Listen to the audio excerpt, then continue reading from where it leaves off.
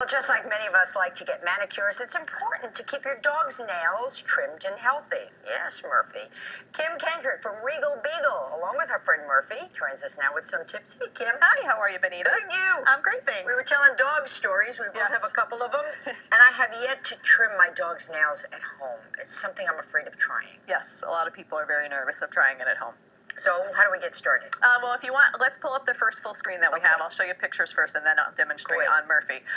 But that is the angle that you should be cutting the nail. The pink is called the quick. That's a blood vessel that grows in their nail. Don't cut that. When you clip that, that's what causes them pain and causes it to bleed. So you want to cut it on an angle like that. So if you cut straight up and down, you'll see how you'd be more likely to make that happen. Gotcha. So that's the angle you want to cut. And if we can go to the next one, you can see when you're cutting the nail, see that little circle in the middle? Yep. That's the quick. So it's letting you know you're there and you can't. When you clip the nail, if you look at it and it's still a solid color, you're not at the quick yet. You got more to go. You can go a little bit at a time, and when you first see that, stop. Okay. So we're going to show you on Murphy. He just had his nails clipped last week, so he's just got a little bit, but he's so good and cooperative that we wanted to bring him back. Murphy's very But the best thing happy to do at home, always start with the back feet, and the reason for that is because if they will have a tendency to bite because they're afraid or whatever, they will be less likely to get you from the back, and it will be your warning and your heads up before you have to get a friend who can do this. Exactly.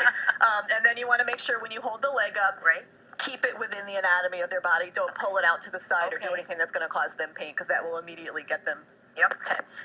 And you just pull it up low, and I'll try to show you the nail. On Murphy's nail, you can see where there's the white and then the pink, and it curves out like this.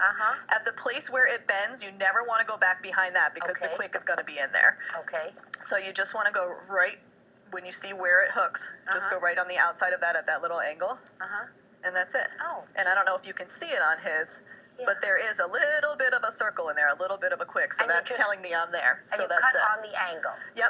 Yep, you cut on that angle. Is there a special device, or can I use my regular old nail clippers? I would use ones that are made for dogs. They're very sharp, and the ones that you use on your own nails aren't thick enough to accommodate the dog's nail. There's also larger ones if you have a large breed dog. If you have a small breed dog, you want the smaller one so it's less pressure put on their toenail. And then in the front, and some dogs on the back have the extra claw. The dew claw. The dew claw. He's got a lot of hair, so I don't know if you can see his, but there's his dew claw. Make sure you don't forget those, because those will grow very fast and quickly loop over and can grow into their skin and cause infection. If those do get real long, one tip is to actually use cat nail trimmers to kind of get in between it and cut it off halfway. And if it is embedded in the skin, you can pull it out of the skin and then treat it so it's not infected. If you do happen to quick the dog, which cut the blood vessel, before you start, get something called styptic powder, which you can get at any pet store. Men use it for shaving. And as soon as you cut it, you would just take some of that powder, pack it on, hold it for about 3 seconds, and it clots it. And if for some reason you don't have it, you can use human styptic? You can, or you can use flour, regular baker's flour, and you can also, if you just have a softened bar of soap, and you can just drag their nail on the bar of soap, and that will work as well. Murphy, give me a paw.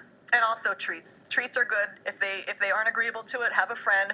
Try to hold them in different ways. Hold them like a baby. Lay them on the ground. Try different things. Try to put them up high.